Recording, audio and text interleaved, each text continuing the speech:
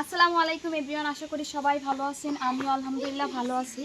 আমি দেখাতে চাই, এটা হচ্ছে আমাদের কুমড়ো এবং হচ্ছে ধন্দল, বা আপনারা হয়তো এই নামে চিনেন, কিন্তু আমরা পোল্লা নামে চিনি। দেখেন, এটা হচ্ছে কুমড়া গাছ। এইখানে গাছ আছে হচ্ছে 5টা, 1 2 3 4 5। তো এতগুলা গাছ যদি থাকে, সেক্ষেত্রে গাছের হচ্ছে ফল হবে না, গাছই হবে শুধু। এই যে উপর দিয়ে দেখাও দেখাও তো, এই যে উপরে এই যে গাছগুলো আছে, এই গাছই শুধু হবে, কখনো ফল হবে না।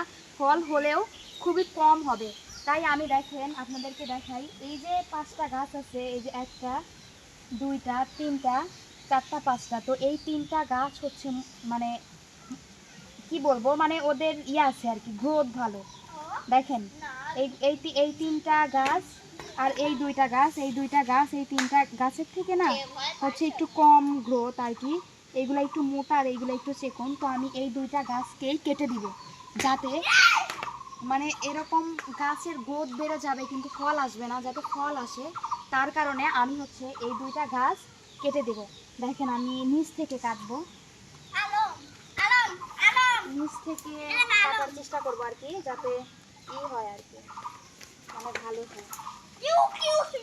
এই দেখেন, এই যে একটা কাটলাম, এই যে দেখতে পাচ্ছেন, এই যে একটা কাটছি। তারপরে এই যে একটা, যেগুলো চেকন আর কি, যেগুলা মানে হয়ে যায় আর কি, এই যে আরেকটা কাটতেছি। দেখেন, এই যে এই 2টা কেটে দিলাম, এই 2টা কেটে দিলাম। এখন এই 2টা যে গাছগুলো উপরে উঠছে, ওই গাছগুলো না মরে যাবে আর কি। তো আর এই যে 3টা গাছ আছে, এই 3টা গাছ বেঁচে থাকবে, আর কুমড়ো অনেক ভালো ধরবে। আরও দেখাই আছে, এই যে আপনারা হয়তো ধন্দল নামে চেনেন, আমরা হচ্ছে পোল্লা নামে চিনি।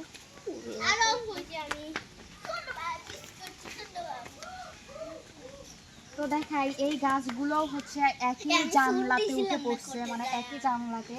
তো তাই আমি এই গাছগুলো কেটে দিব, যেহেতু আমাদের একই গাছ ওইখানেও আছে, একই গাছ ওইখানে আছে, এত গাছের তো দরকার নাই। এই গাছগুলো অনেক হবে কিন্তু ফল ধরবে না, সবজিগুলো আসবে না, পোল্লাগুলো ভালো মতো ধরবে না।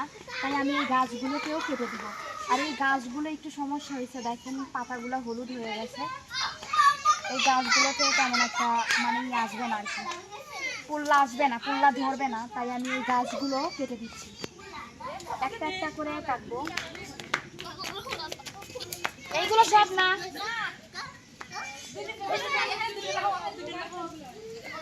এইগুলো আসলে আমার আম্মু সব কাটতে নিচে করতেছে। এইখান থেকে হচ্ছে 2টা গাছ, এইখান থেকে 2টা গাছ কাটবো। কাছে নিয়ে আসো, কাছে নিয়ে আসো। এই যে এইখান থেকে হচ্ছে 2টা গাছ কাটবো, এই যে একটা। আর দেখেন, এখানে অনেক আগাছা হয়েছে, আগাছা আমি কেটে দিব, যাতে হচ্ছে এই গাছগুলো বৃদ্ধি পায়।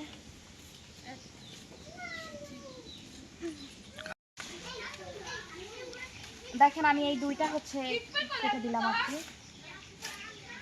এই গাছগুলো এখন একাই মারা যাবে, এই গাছগুলো এখন একাই মারা যাবে আর কি। তো দেখেন, আমাদের হচ্ছে কুমড়ো গাছে দেখেন কত সুন্দর ফুল চলে আসছে। এইদিক আসো, এইদিক আসো, এইদিক দেখাও, এই যে এই দিক থেকে দেখাও, এই যে দেখেন, মাশাল্লাহ মাশাল্লাহ ফুল চলে আসছে। আবার এই দেখেন, এই যে জালি চলে আসছে কুমড়োর, এই যে এইখানে হচ্ছে স্প্রে করে কীটনাশক বা এরকম দিলে যাতে পোকামাকড় না ধরে আর কি। দেখেন, অনেক হচ্ছে ফুল ধরছে আর কি। এই যে একটা তো অনেক বড়ই হয়েছে, এই যে এই একটা দেখাও,